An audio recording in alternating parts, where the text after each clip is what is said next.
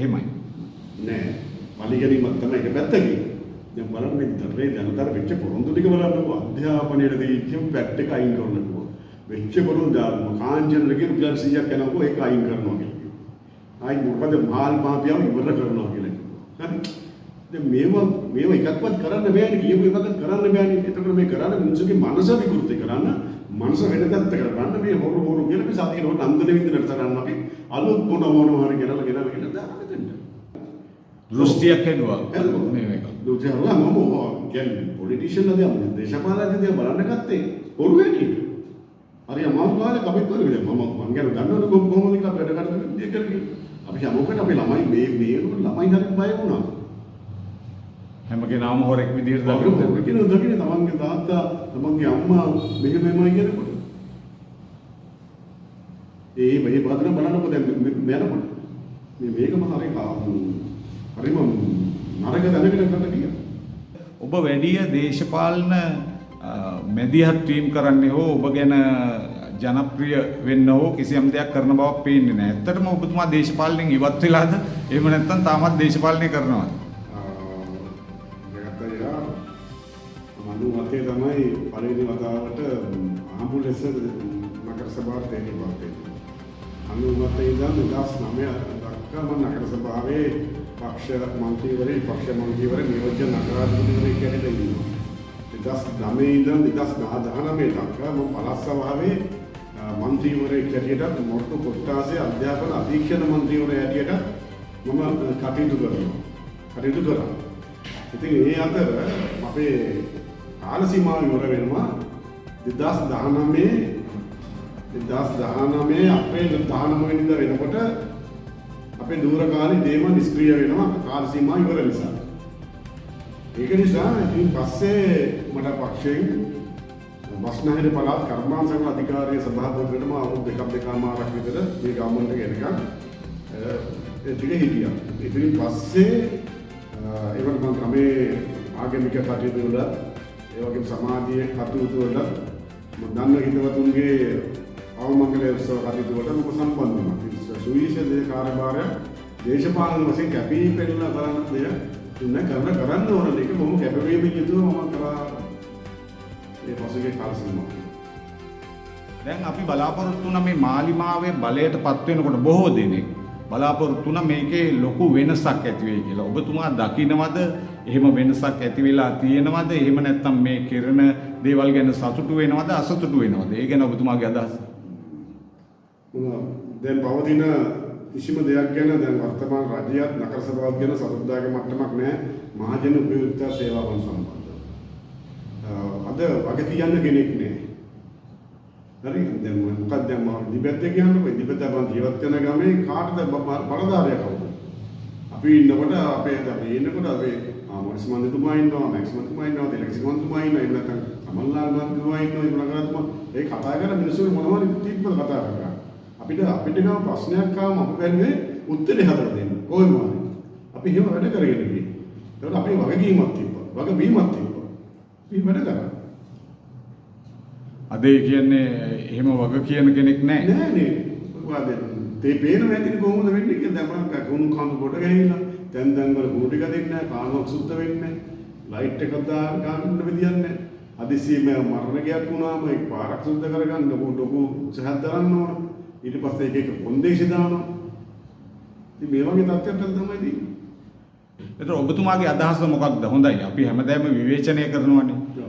මේක කොහොමද ගොනු කළගත යුත්තේ? අපි හිතමු දැන් වත්මනේ ඉන්න නිශාන්ත ප්‍රතිනාන්දු පුරපතිතුමා මොන වගේද වඩාත් සැලකිලිමත් වෙන්න ඕනේ මේ ඔබතුමා නගන චෝදනාවත් එක්ක. නිශාන්ත ප්‍රතිනාන්දු මන්ත්‍රීතුමා මම එක කාලේ 97 පළවෙනි මහනගර සභා මන්ත්‍රීවරයෙක් කෙනෙක් පත් වෙලා අපිට නිශාන්ත දැන් ඉන්න වර්තමාන නගරාධිපතිතුමාට අධ්‍යක්ෂ සම්භාරයක් තියෙනවා.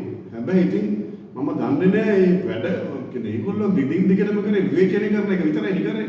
වැඩක් කරේ නෑ. දැන් වැඩ කරන්න බලය දුන්නාට පස්සේ දැන් කෙදී ගන්න. මේක වෙලා තියෙන්නේ. දැන් වැඩ කරලා බලය දුන්න මිනිස්සුන්ට වැඩ කරලා පෙන්නන්න. ඒ වැඩ වෙන්නේ නැති කියන මිනිස්සු කියම කතා කරන්නේ. ඕක දෙවිදම ප්‍රෝග්‍රෑම් දාට මේකෙම තියෙන එක වැඩ කරන්නේ. ඉස්සරේමනේ මොනවද අපි දුරකථන අනුමැතිමකට අපි උත්තරේ හැදුවා. දැන් එතකොට මේ වෙනකොට ඩෙන්ගු අවදානමේ අවදානම් කලාපයකටත් මොරටුව නම් කරලා තියෙනවා. එතකොට ඇයි මෙහෙම වෙන්නේ? එතකොට මිනිස්සු ඇත්තටම එහෙම බැලුවම මොරටුවේ අනතුරේනේ. ඔව්. මෙතන මම කැමති නෑ මොන පක්ෂයේ බලය තිබ්බත් එක බලධාරීන්ට දේශපාලකයන්ට විතරක් ඇඟිල්ල දික් වෙනකොට. හැබැයි බොහෝ වෙච්ච තැන්වල දැන් මේක ගිය අවුරුද්දේ බලන් ගියාම දෙංග බෝවුනේ දැන් වතුර ඇති වෙච්ච තැන් බලන් ගියාම ඊට අපේ අවුරුද්දේ බලන් ගියාම එකම තැන තමයි වැඩිපුර ඉන්දිපැද්ද කියන එක ඩෙන්ගු අධ්‍යාරක්ෂ අධි සංවේදී කලාපවලට පත් වෙලා තියෙන්නේ. එතකොට මේ දිගින් දිගට බලමු මෙතන තියෙනවනේ අපේ මේ සෞඛ්‍ය සම්බන්ධ බලධාරී කොටසකුත් ඉන්නවනේ. ඉතින් මේ අරගෙන මේ තියෙන තැන්වල කලින් හොයලා බලලා මේ බැස්සට කලින් පොඩි සූදානමක් තියාගත්තා නම් මේක අවම කරගන්න පුළුවන් හැකියාව තියෙනවා. මොකද ඩෙන්ගු මදුරුව දා විතර දාන එක වැස්ස කාපු ගමන් ගිල්ලෙනවා පායනකොට වේදෙනවා. නැවත අවුරුද්දක් යන කලින් වහිනවනේ. නැවත ඩෙන්ගු පැනලා ගිනවා. මේ සරල දේ හරියට තේරුම් අරගෙන වැඩ කටයුතු කරොත් එහෙම අපිට මේකෙන් අවම මට්ටමකට කරගෙන යන්න පුළුවන්. ඉතින් මේ හැම දෙයක්ම මේ ප්‍රශස්ත මට්ටමේ සිදු වෙන්නේ නැති නේද? ඩෙන්ගු වලටත් වෙලා තියෙන එක තමයි. හොඳයි. ඒ කියන්නේ නගර සභාව හා අනෙකුත් සෞඛ්‍ය බලධාරීන් පෙර සූදානමක් නැහැ.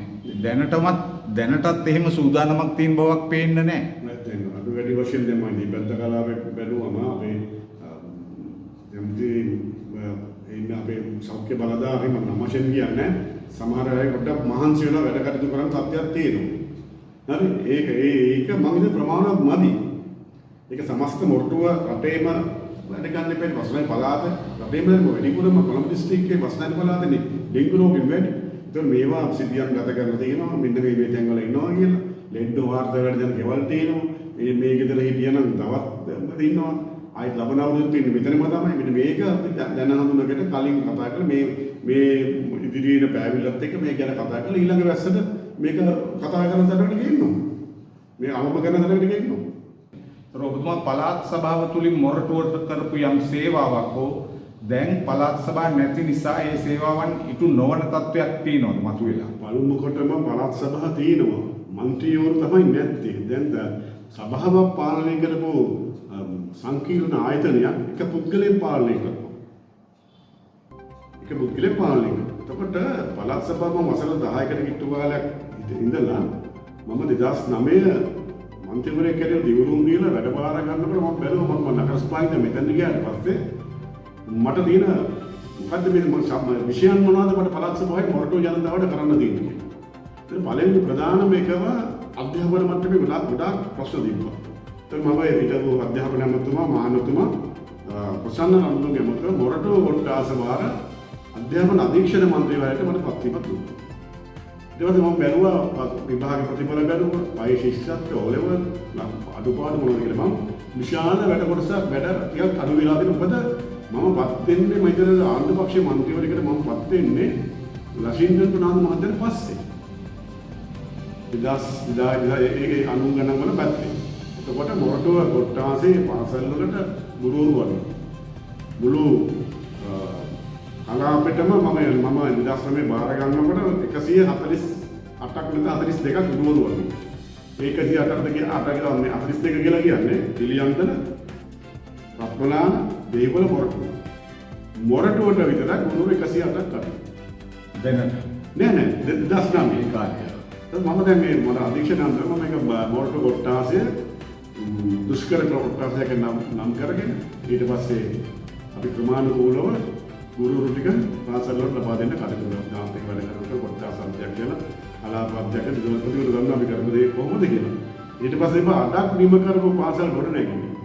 අලුතෙන් අවශ්‍ය කරන ගොඩ නැගිනේ. මම මේ ඔක්කොම දීලා ටික මගේ කාල සීමාව තුළ අපි ප්‍රසන්න මහමතුමා ලොකු දෙයක් කරා. වැඩිපුර දුන්නේ අපිට අධ්‍යාපනය වෙන් කරන්න ඕන මුදල් ප්‍රමාණය ශිෂ්‍ය සංඛ්‍යාවෙන් බෙදලා මොරටු කොට්ටාසේ ඉන්න ශිෂ්‍ය සංඛ්‍යාවට අවශ්‍ය මුදල් ටික ලබා දුන්නා. ඒ හරහා අපිට විශාල වැඩ කොටසක් කරන්න පුළුවන් හැකියාව ලැබුණා. මොරටු විද්‍යාලයට 30 බිලියන් එකක් දුන්නා. තව වෙනස් 30 බිලියන් එකක් දුන්නා. මොරටු මහ විද්‍යාලයට රග ක්‍රීඩාංගණය මේ බාස්කට්බෝල් ක්‍රීඩාංගණය දුන්නා. පළාත් සභාවේ මොරටු කොට්ටාසේ පළවෙනි එක හදලා දුන්නේ මොරිස් කියලා. දැන් එතකොට ඔබතුමා මේ කරපු සේවාවන් ජනතාවට sannivedanaya වුණා මදි කියලා හිතෙන්නේ නැද්ද? මේක ටිකක් ඒකේ අනුපාඩුවක් තියෙනවා. අනුපාඩුවක් තියෙනවා. හොඳයි ඊගාවට මම අහන්නම් ඔබතුමා දැන් ඉන්නේ පොහොට්ටුව පක්ෂනේ. ඔව්. එතකොට මේ දැන් හැම දෙයක්ම විවේචනය කරනවා එහෙම නැත්නම් වැරදි පෙන්නනවා මේ ආදී දේවල්. නමුත් මේ වෙනකොට පක්ෂය තුල මොරටුව තුල කිසියම් ගැටුම්කාරී තත්ත්වයක් තියෙනවද? මම හිතන්නේ ඔබතුමා උත්තරේ සුජුව මේකට දෙනවා නම් හොඳයි. ඒ කියන්නේ දැන් ඇත්තටම මෙතනදී මම දකින අසාධාරණයක් සිද්ධ වුණා. මොකද ඔබතුමාට නෙමෙයි පක්ෂයට ලැබුණානේ බෝනස් മന്ത്രിවරු 5 දෙනෙක්. ඔව්. නමුත් අපේ තිලකසිරි മന്ത്രിතුමා ඔහු ජයග්‍රහණය කරලා ඒකට 5ක් හම්බුණා. නමුත් දැන් අවුරුද්දකුත් මාසයක් වෙනවා මේ එක පුරප්පාඩුවක් පුරවන්නේ නැහැ. එතකොට මෙතන ලොකු අසාධාරණයක් වෙනවා කියන්නේ මම දන්න විදිහට නගර සභාවේ සම മന്ത്രിවරු ඉන්නේ. එතකොට ඔය ඡන්දය තීරක ඡන්දයක් නේ. හොඳට හෝ නරකට. නමුත් මේ වනකම් ඒකේ ඇතුලේ ලොකු කතන්දරයක් තියෙනවා. ඒක මට සාමාන්‍යයෙන් මම දන්නවා. නමුත් මම අහන්නේ මේක ඇයි මේකට මේ ඔබලාගේ ඉහළ බලධාරීන්ෝ මොරටුවේයෝ පීවරක් ගන්නෙ නැත්තේ? දැන් මේ ලබන සතිය වෙනකොට ඒ ප්‍රශ්නෙට උත්තරේ හම්බ වෙයි මන්ත්‍රීවරේ වීම සම්බන්ධ. ඒකට වග කියන්න ඕනේ. කලින් අවුරුද්දකට වැඩි වෙන කාල සීමාව තුළ ඒක මොරටු ආසන වර්තමාන සංවිධායකවරයා වග කියන්න ඕනේ. ඒ පොරප්පාඩු නොපරීම සම්බන්ධව. ඒතකොට මොරටු සංවිධායකවරයා එතකොට කවුද හිටියේ? මනෝජ් ගමගේ. දැනටත් ඉන්නේ ඔහු මේ ගැන පීවරක් ගත්තේ නැහැ කියලා. පීවරක් ගත්තේ නැහැ කියලා කියන්නේ දැන් මන්ත්‍රීවරු දේශපාලන පක්ෂයකට කටයුතු කරද්දී යම්සි මන්ත්‍රීවරු පත් කරනකොට පදනමක් තියෙනවා. යම්නම් දේවල් සැලකිල්ලට ගන්නවා. එහෙම තමන්ගේ හිතවත් අයටයි තමන්ගේ යාළු මිත්‍රයටයි දෙන්න ගියාම තමයි මේ අත්පොදියක් පැනගන්නේ. ඒක කාට ගියත් ඒ විනිවිද ආකාරයේ වැඩේ කරාන ප්‍රශ්න ඉවරයි. මේක පිළිවිල ඉවරයි. ඒ අඩුපාඩු නිසා තමයි මෙතන මේ පීතියන සංවිධායකවරයෙක් නම් මට යාළුවෝ නෑ එතන. මම බලන්න මේ ඔක්කොම මේ අපේ පක්ෂෙන් තන කර මිනිස්සුනේ. ඒකට වඩා සුසුකම් තියෙනවා. අපිට ඡන්ද ප්‍රතිශතය හිටපු මන්ත්‍රී දුර කාලේ කොච්චර හිටියද? ඒ ගමේ තියෙන ආගමික පැත්තෙන් මොනවද තියෙන්නේ කියන එක සැලකිල්ල ගන්න ඕන. ඒ අරගෙන තමයි දෙන්න ඕනේ. දැන් ඔබතුමා හිතනවාද එහෙම සැලකිල්ලට අරගෙන මේවර පත් කරන කෙනා සුදුස්සෙක් වෙයි එහෙම නැත්නම් ඔහුට මේ දීමෙන් මොරටුවට කිසියම් සේවාවක් වෙයි කියලා එහෙම කියන්න පුළුවන්කමක් තියෙනවා. මම හිතන විදියටම දැනට ලබා ගන්න තියෙන ආරංචි මාර්ග දෙයක් වෙයි. ඒක පොඩ්ඩක් ක්‍රියාකාරීත්වය තමයි ඉන්න දැන්. හැබැයි දැනට ඉන්න පත් කරලා තියෙන කණ්ඩායම අපේ තිලකසිරි මන්ත්‍රීතුමා යා කොට්ටාස දිනනවා. ඊට පස්සේ ඒතර පහක් නම් කරන පහෙන් එකක් තමයි දෙතුන හතරයි දෙකක් කාන්තාව. කාන්තාව දෙකක් වෙනකොට අපේ හිටපු මන්ත්‍රීවරියන් ඉන්නවා. සැලකිල්ලට ගත්තේ නැහැ. හිටපු മന്ത്രിවරු ඉන්නවා සැලකිල්ලට ගත්තේ නැහැ. හිටපු മന്ത്രി කෙනෙක් හිටියා. අපි හරි ඒ ජන පදනම සහ මේ ගමත් එක්ක දේශපාලන කරන තත්ත්වය අප දැක්කේ නැහැ පත් කිරීම දෙක. එතන අඩුපාඩුවක් තියෙනවා. එතන අඩුපාඩුවක් තියෙනවා. ඒ කියන්නේ ආර්ථිකව පුද්ගලික ප්‍රශ්නයක් නෙමෙයි. මම කියන්නේ මේ එනකොට මේ අපි පරාජය වෙලා තියෙන වෙලාවක අපි හොඳ ස්ට්‍රෝං ටීම් එකක් අපි හදා ගන්න අපි දැක්කේ ඉස්සරහට යන්න. ඒක තමයි අපි 2002 වෙලාවේ අපි 9 දෙනා මේ විපක්ෂයේ ඉන්නේ. ඒකට 17ක් පිටියා එක්සත් ජාතික පක්ෂය. අපි 9 දෙනා බොහොම හොඳට හැන්ඩල් කරලා ඊළඟ වර 2006 බලය ගන්න අපි හොඳ ගේමක් ගමන නගර සභාවේ. දැන් එතකොට ඔබතුමාගේ ඉදිරි බලාපොරොත්තුව නැවතත් පළාත් සභාවට තරඟ කිරීමද? ඔව්. දෙන ඒ ගිය මැතිවරණේ මම මනෝජ් ගමගේට කතා කරලා කිව්ව දුරකථනයේ මම ලෑස්ති මට කණ්ඩායම් නායකත්වය දෙනවා නම් ලෑස්ති දෙන්න මට කෝට්ටුවේ මම නායකත්වය දෙන්න කියලා. කෝට්ටුවේ කණ්ඩායම් නායකත්වය දෙන්න මම තරඟ කරනවා කියලා. ඒක දුන්නේ නැහැ. ඒක දෙන්න කලින් ගත්තා. මේ ගත්තා දැන් අපිට ඒක කරන්න දෙමිච්ච කතා කරේ නෑ මාත් එක්ක. ඊට පස්සේ නගරාධිපතිතුමා දැන් සමන්ලාපුරම් ඔබතුමාගේ නායකත්වයට කැමති තරම් කරන්න මම බැරිවොත් එම පුතාමරේ දාන මේ කැම්පේන් එකත් අර ක්‍රියාත්මක කරනවා කියලා මොරටුවේ. එහෙම එකක් තියලා දී ඊට පස්සේ අපේ ලයිස්ට් සකස් කරේ. අපි ලයිස්ට් නැත්නම් අපේ සමහර කොට්ටාසවල කිසිම මේ දැන් වුණා වුයන කොට්ටාස. මට දැන් මොරටුවේ මම සමන්ලා ඒකනේ කියලා දැක්සනයිට ඕන දැනින් අපි දුවා මට වියල් දුන්නා නම් මම උයන ගිල්ලනවා කොට්ටාසේ.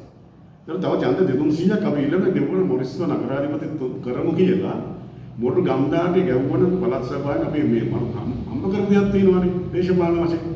මොටුකම් 18ම මෙහෙන් එකට වෙන මොහොතේ මෙහෙන් දෙලවල බොරපන වියන විලොරත් මොරිස්කෝම මේ පොඩි නමක් තියෙනවා. එහෙම ඕන යම් කිසි දැන් 26 මගේ තු සමාජයට අපිට බලය විපක්ෂයට බලය පිටින් මම අවස්ථාව තිබුණා කියන්නේ. දැන් මේ ඇත්තම කියනවා නම් දැන් හිටපු නගරාධිපතිතුමාට අපේ උපනගරාධිපතිවරයෙකු කිව්වා පෙර මේ මාලිමාවැය කිව්වේ ලංකාවේ තියෙන දූෂිතම නගරාධිපති කියන තැන. එතකොට ඇයි මේව නිවැරදි කරන්නේ? එහෙම නැත්නම් මේ ප්‍රශ්නෙට උත්තර දීම නිකන් ලිස්සල යනවා වගේනේ පේන්නේ. ඒකට තියෙන මතය එහෙම්මම තියෙනවා. මේක ගැන ඔබතුමා දකින්නේ නැද්ද? ඔබතුමාට මොකද්ද මේක ගැන හිතෙන්නේ? ඒක දැන් සමාජ මාධ්‍ය දින නිසා යම් කිසි ප්‍රමාණයකට මේක දැන්වත් වීම කියනවා. ඉතින් අපි මිනිස්සුන්ට හැම එකම මතක තියෙන බොහෝ ටික කාලයයි. දැන් මට මතකයි වෙන මුරාටෝ කියලා පත්‍රයක් ගත්තා. ප්‍රාදේශීය නගරසභා මුදලට. ඒ පොඩි කාලය යන්නේ. ඒවා අඩුපාඩු පෙන්වන්න දුන්නා ඒවල.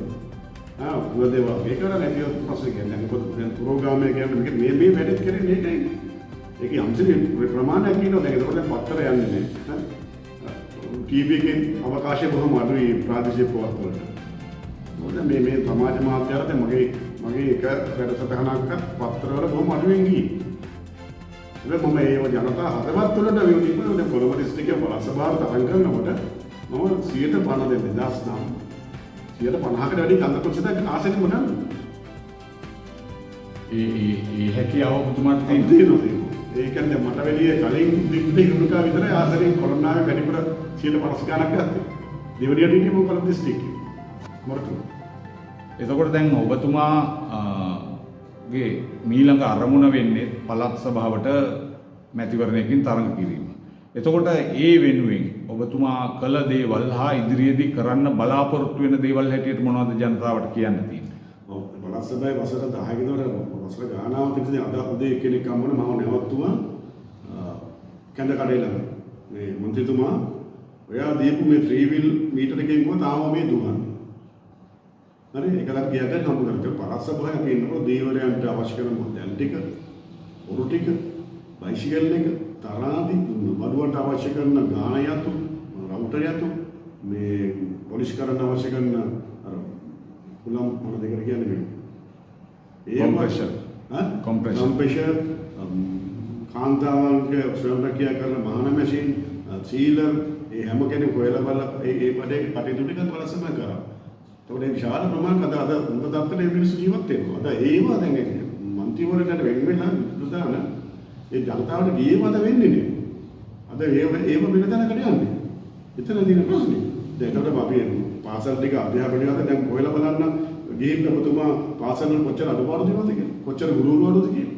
ඊට පස්සේ අපි ගුරුවරු වෙනකොට දැන් බස්නායක පළාතේ ගුරුවරු 33000ක් ඉන්නවා. උගන්වනවා. හැම මාසයකටම 100ක් විතර පෙන්ෂන් යනවා. 100ක් එකදී වරන් කරනකොට මාස 2-3කට කලින් පන්තියට පෙන්ෂන් ගියාට පස්සේ ඒ ටීචර්ට උගුරිය තියන්න බෑනේ. ඒකට අපි ක්‍රමවේදී හදන්න ඕන මේ අපේ ඉන්න උපාධිධාරීන් අවුරුදු පතා විශාල ප්‍රමාණයක් යනවා. ඒතර ගුරුපත්තින් දෙන්න පුළුවන් උපාධිධාරීන්ට විතරයි.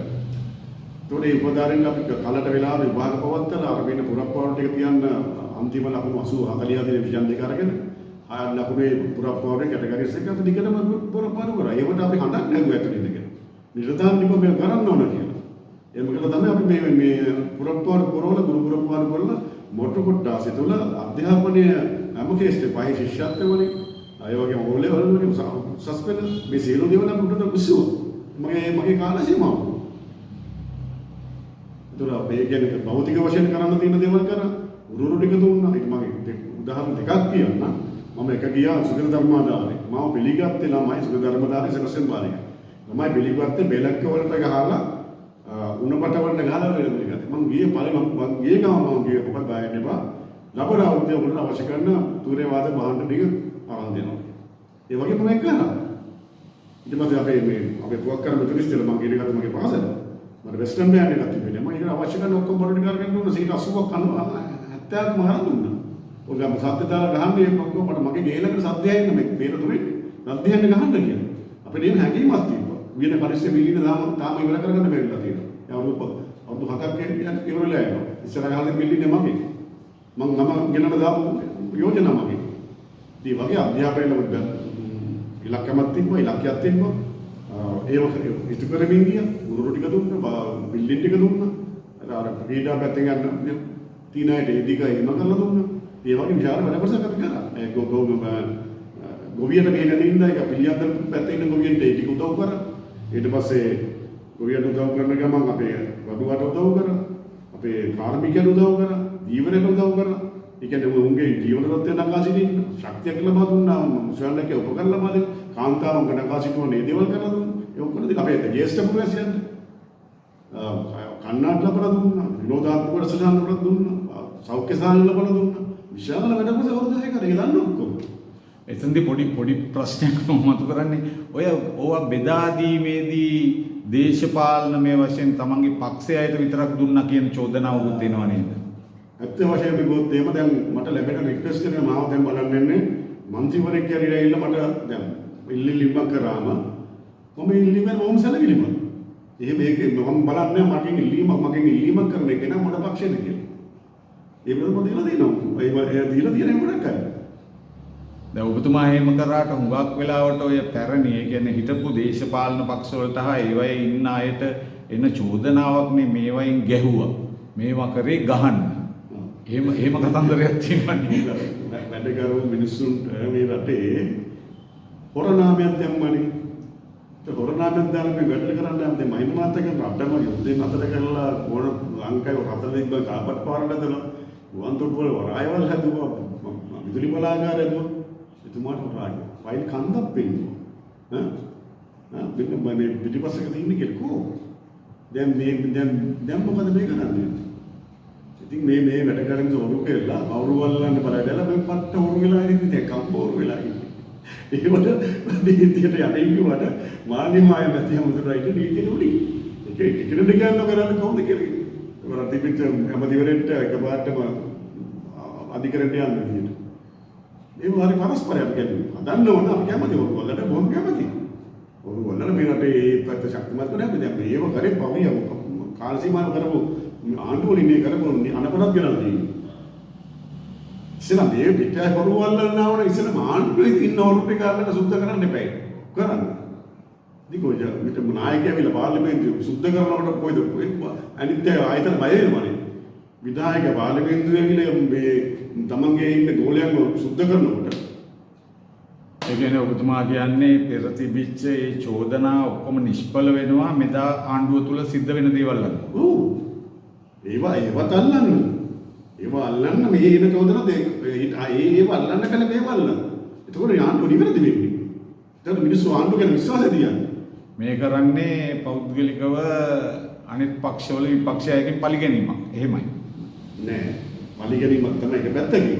දැන් බලන්න මේ දරේ ජනතර වෙච්ච පොරොන්දු ටික බලන්නකො අධ්‍යාපනයේ දීච්ච පැට් එක අයින් කරනකො වෙච්ච පොරොන්දු කාංචනලගේ රුපියල් 100ක් යනකො ඒක අයින් කරනවා නේ. ආයි මොකද මහල් මාපියව ඉවර කරනවා කියලා. හරි. දැන් මේව එකක්වත් කරන්න බෑනේ කියපු එකක්වත් කරන්න බෑනේ. ඒකට මේ කරන්නේ මිනිස්සුගේ මනස විකෘති කරන්න, මනස වෙනදත් කරගන්න මේ හොරු කියලා මේ සතියේ නෝ නන්දන විදිහට තරන්න අපි අලුත් මොනවා හරි ගෙනලා දාන්න. දෘෂ්ටියක් එනවා මේ දුකලා මම කියන්නේ පොලිටිෂියන්ලා දැන් දේශපාලනඥයෝ බලන්න ගත්තේ පොරු වැඩි. හරි අමාරු කාලේ කපෙත් වගේ මම ගැන ගන්නවල කොහොමද එක වැඩ කරන්නේ කියලා. අපි හැමෝකට අපේ ළමයි මේ ළමයි හරි බය වුණා. හැම කෙනාම හොරෙක් විදියට දකින්න තමන්ගේ තාත්තා තමන්ගේ අම්මා මෙහෙමයි කියනකොට. මේ බාදන බලනකොට දැන් මෙයාට මේකම හරි හරිම නරක දැනගෙන ගන්න ගියා. හොඳයි ඔබතුමාට අපි බොහොම ස්තුතිවන්ත වෙනවා. අපි නැවත දවසක මේ වගේ මාතෘකා අරගෙන කතා කරමු.